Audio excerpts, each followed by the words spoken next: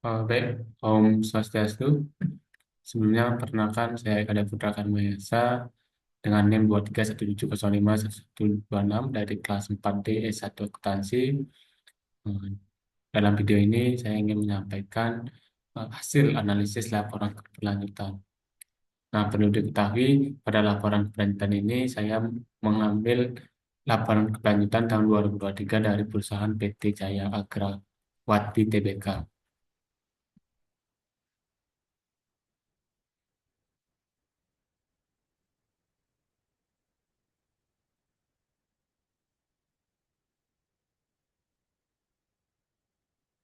Nah, adapun cakupan laporan ini yaitu adalah sorotan dan informasi utama, GRI 200 atau aspek ekonomi, GRI 300 atau aspek lingkungan, dan GRI 400 atau aspek sosial. Nah, sebelum menganalisis, perlu diketahui profil dari perusahaan ini, yaitu adalah yang di mana PT Jaya Agrawati Tbk merupakan perusahaan agrobisnis yang bergerak di bidang budidaya, pengelolaan, logistik pertanian, dan kegiatan pemasaran karet dan kelapa sawit yang didirikan pada tahun 1921 sebagai Henel Macapai Alexander Wenti atau Company Limited, sebuah perusahaan perkebunan karet dan kopi. Adapun kepemilikan dari perusahaan ini yang dimana saham dimiliki oleh publik sebesar 4,65% dan dimiliki oleh PT Sarana Agro Investama yaitu sebesar 95,35%. Nah, untuk selanjutnya langsung saja ke GRI 200 itu aspek ekonomi. Dimulai dari GRI 201 yaitu tentang kinerja ekonomi 2016. Terdiri dari 201,1 yaitu nilai ekonomi langsung yang dihasilkan dan didistribusikan. Nah, pada tahun 2023 ini jumlah ekonomi yang dihasilkan yaitu adalah 896.152 juta. Jumlah nilai ekonomi yang didistribusikan yaitu adalah 1.205 juta nilai ekonomi. Dan nilai ekonomi yang ditahan adalah 303.853 juta.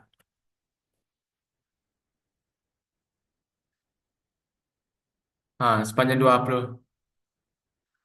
tahun 2023, Persero itu berhasil meraih kinerja ekonomi yang gemilang dengan mencatat total pendapatan sebesar 896.152 miliar dari penjualan. Melalui pencapaian target tersebut, maka dapat diletakkan menjadi tiga nilai ekonomi, yaitu yang telah disebutkan tadi, yaitu nilai ekonomi langsung yang dihasilkan, nilai ekonomi yang distribusikan, dan nilai ekonomi yang ditahan.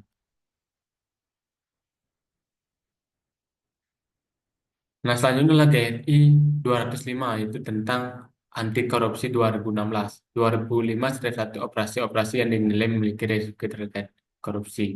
Nah, Perseroan telah melakukan identifikasi terhadap lini-lini bisnis yang rentan terhadap tindak korupsi sebagai lanjut langkah preventif. Untuk mencegah korupsi di perusahaan, Perseroan melakukan survei kepada karyawan PT Jaya Agra di TBK untuk mengetahui departemen atau unit kerja yang memiliki risiko atau berpotensi mengundang gratifikasi. Yang selanjutnya adalah GRI 205, Anti Korupsi 2016. 205/2 tentang komunikasi dan pelatihan tentang kebijakan dan prosedur korupsi. Nah, Perseroan sendiri telah melakukan sosialisasi tentang kebijakan anti korupsi, kolusi, dan nepotisme atau 3K, serta larangan pemberian gratifikasi kepada seluruh karyawan Perseroan melalui media komunikasi internal. Nah, 205/3 yaitu insiden korupsi yang terbukti dan tindakan yang diambil. Nah, sepanjang tahun 2023, Persero tidak menemukan adanya kasus atau indikasi tindak korupsi yang terjadi dalam kegiatan operasionalnya. Beralih ke aspek kedua, yaitu aspek lingkungan, dimulai dari GRI 308 tentang penilaian lingkungan pemasok 2016, yang terdiri dari 308/1, seleksi pemasok baru dengan menggunakan kriteria lingkungan. Nah, Perseroan secara aktif melakukan survei mengenai kepatuhan pemasok terhadap isu-isu sosial dan lingkungan. Kepatuhan sosial yang nilai mencakup hak asasi manusia, pekerja anak dan pekerja paksa, kepatuhan terhadap kesehatan dan keselamatan kerja ketiga, insiden yang berdampak pada komunikasi lokal dan perjanjian kerja bersama PKB. GRI 305, emisi 2016. Yang terdiri dari 305-1 yaitu adalah emisi GRK, cakupan satu atau langsung. Nah, cakupan satu ini pada tahun 2023 sebesar 1.671 ton CO2 EGI, sedangkan pada tahun 2022 sebesar 1.631 ton CO2 EGI. Ada selisih antara tahun 2003 dan 2022. Nah, untuk emisi energi GRK cakupan 2 tidak langsung. Nah, pada cakupan 2 pada tahun 2023 sebesar 2.732 ton CO2 EGI. Sedangkan pada tahun 2022 sebesar 3.349 ton CO2 EGI.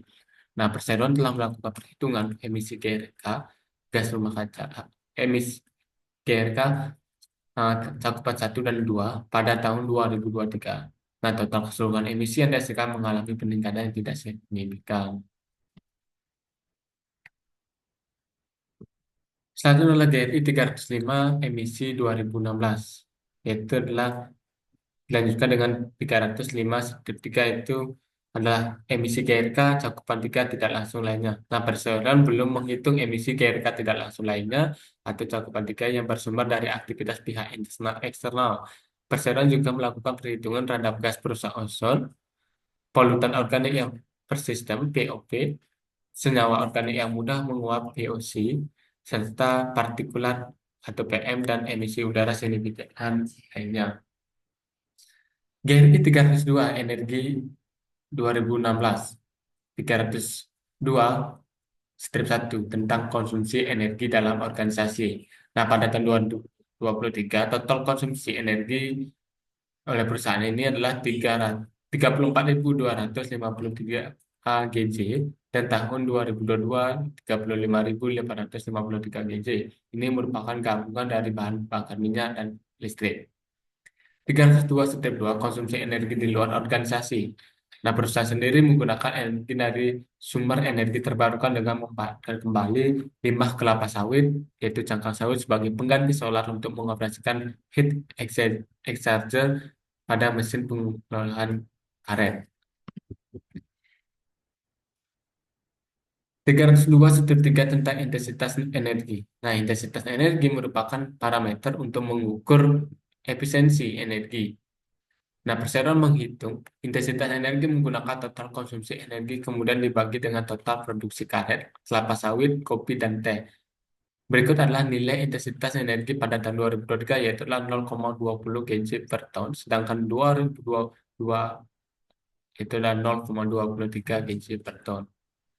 302,5 pengurangan pada energi yang dibutuhkan untuk produk dan jasa, yaitu Perseroan juga tidak melaporkan kebutuhan energi untuk produk dan jasa karena tidak relevan dengan bisnis dan produk utama Perseroan. GRI 306 tentang limbah 2020. 306-1 tentang timbulan limbah dan dampak yang signifikan terkait limbah. Nah, limbah yang dihasilkan oleh proses produksi atau kegiatan bisnis dapat memiliki dampak yang signifikan terhadap lingkungan dan kesehatan manusia jika tidak dikelola dengan baik. 306-2 tentang pengelolaan dampak yang signifikan terhadap limbah. Nah, limbah tidak berbahaya. Limbah dikelompokkan menjadi dua, itulah limbah berbahaya, non B3 dan B3, yaitu limbah berbahaya. Limbah non B3 diolah sesuai dengan prinsip 3R menjadi beberapa inisiatif yang telah dilakukan. Sementara itu, Perseroan akan mengumpulkan limbah B3 atau berbahaya sesuai dengan jenis dan karakteristik masing-masing dan diberi label B3. Kemudian limbah disimpan sementara di gudang penyimpanan B3 yang sudah memiliki izin dan disetorkan ke pihak pengelola limbah B3 yang sudah mempunyai izin dari Kementerian Lingkungan Hidup. 306-3 tentang timbulan limbah. Nah, jumlah limbah B3 pada tahun 2023 yaitu adalah 3,3 38 ton pada tahun 2022 itulah 1,75 ton. Sedangkan jumlah limbah non P3 pada tahun 2023 sebesar 55.079,32 ton, sedangkan pada tahun 2022 sebesar 1.220,43 ton.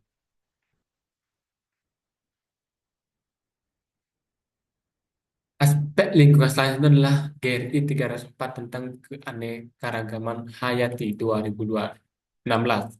304 step 1 tentang lokasi operasional yang dimiliki, disewa, dikelola, atau berdekatan dengan kawasan lindung dan kawasan dengan nilai keanekaragaman hayati di luar kawasan lindung.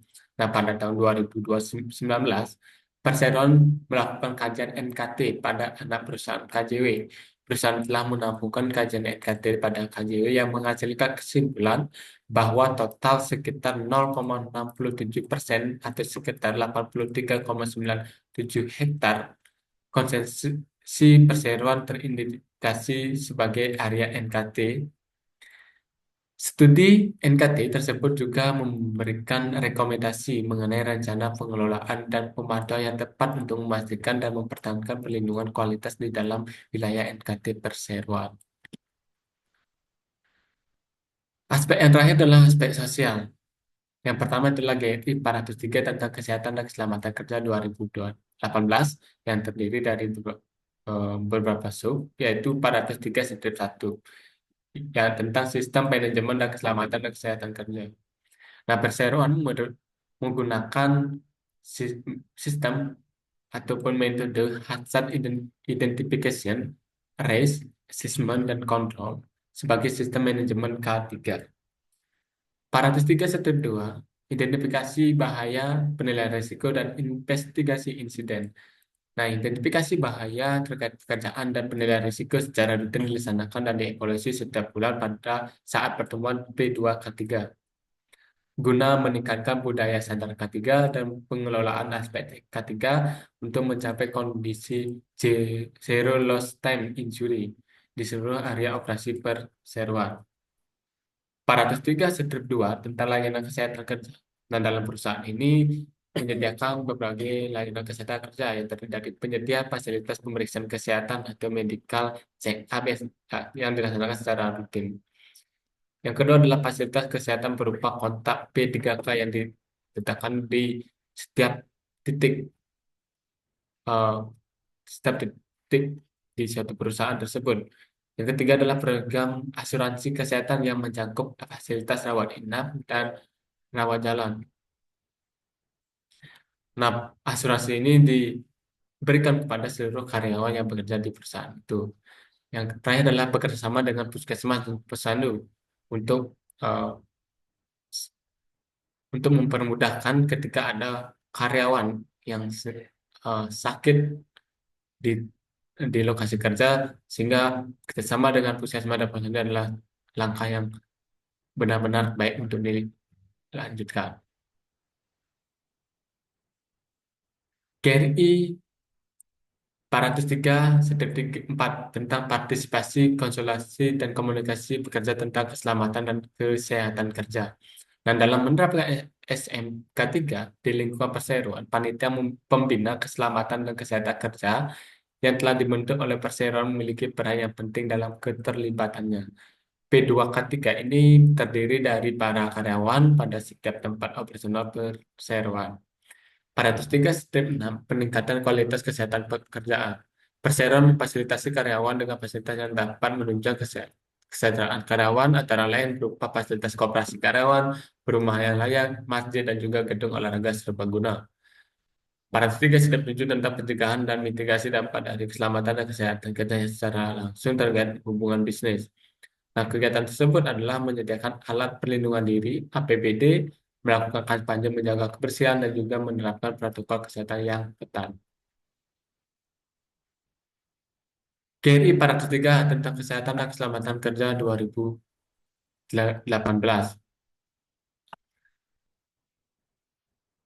403-8 pekerja yang tercakup dalam sistem manajemen keselamatan dan kesehatan kerja. Nah, SMK 3 yang dilaksanakan oleh perseroan mencakup seperangkat kebijakan, rencana, SOP, petunjuk kesehatan dan keselamatan, dan berbagai program penunjang ketiga lainnya bagi seluruh karyawan dan mencakup seluruh aktivitas di lingkungan personal perseroan.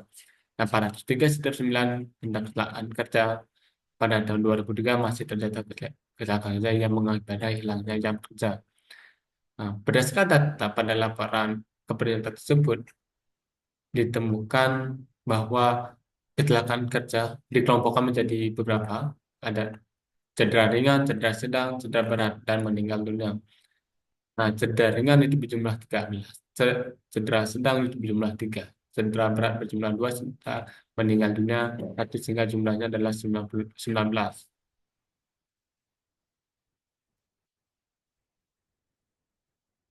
DRI 404 Pelatihan dan Pendidikan 2016. 404 strip 1 tentang rata-rata jam pelatihan per tahun per pegawai. Nah, berdasarkan data, rata-rata jam pelatihan per orang laki-laki adalah 0,80, sedangkan untuk perempuan adalah 0,35. Persentase 403 persentase karyawan yang menerima tinjauan rutin terhadap kinerja dan pengembangan karir. Nah, Persero secara rutin melakukan penilaian kerja secara objektif kepada seluruh individu karyawan dan menjadikan hasil penilaian tersebut sebagai wadah pertimbangan untuk promosi karyawan. Jika dinilai mampu, jika dinilai mampu, pegawai pria dengan jumlah 3.659 mendapatkan tinjauan rutin dan untuk pegawai perempuan dengan jumlah 737. Data tersebut didapatkan dari laporan keberlanjutan.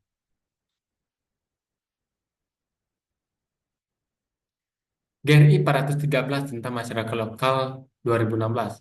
413 step 1 operasi dengan keterlibatan masyarakat lokal, pelayanan dampak dan program pengembangan. Nah, salah satu program pelatihan yang dimiliki oleh Persera adalah program magang dan on the job training OJT yang diadakan sebagai upaya untuk mendorong masyarakat dalam pengembangan berkelanjutan. Nah, selain itu, Perseroan juga melibatkan pimpinan kecamatan untuk mengambil keputusan jika ada keluhan atau konflik yang yang tidak ada jalan keluarnya, sehingga Perseroan berinisiatif melakukan muspika, itu musyawarah pimpinan kecamatan. 413 step 2 operasi yang secara aktual dan yang berpotensi memiliki dampak negatif signifikan terhadap masyarakat lokal. Nah, sepanjang tahun 2023, Perseroan tidak menerima pengaduan ataupun laporan dari masyarakat terkait dampak negatif signifikan yang ditimbulkan dari aktivitas operasional perusahaan. GRI 408 Pekerja Anak 2016.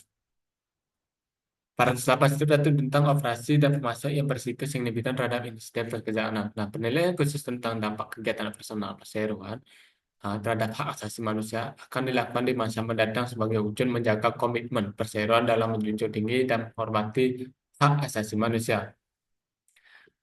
GRI yang selanjutnya adalah GRI 409 kerja paksa atau wajib kerja. 409 step 1 tentang operasi dan termasuk yang berisiko signifikan terhadap insiden kerja paksa atau wajib kerja.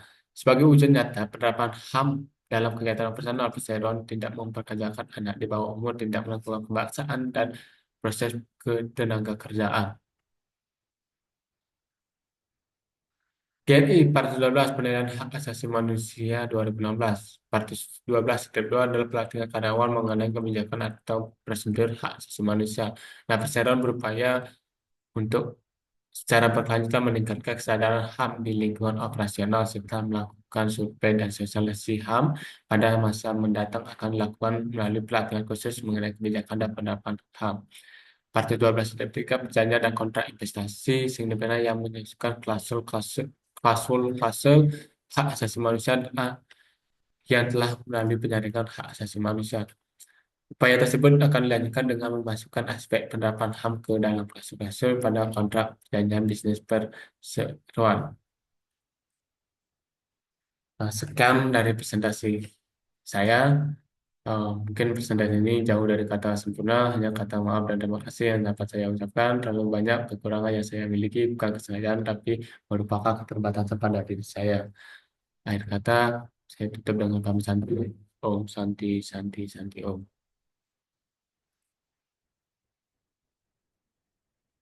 Belum. Bon. Wadah, main krikot. Masa? Tuh, tuh, tuh, tuh. Stop Cen, recording. nih, Stop, stop. Iya, iya. Stop.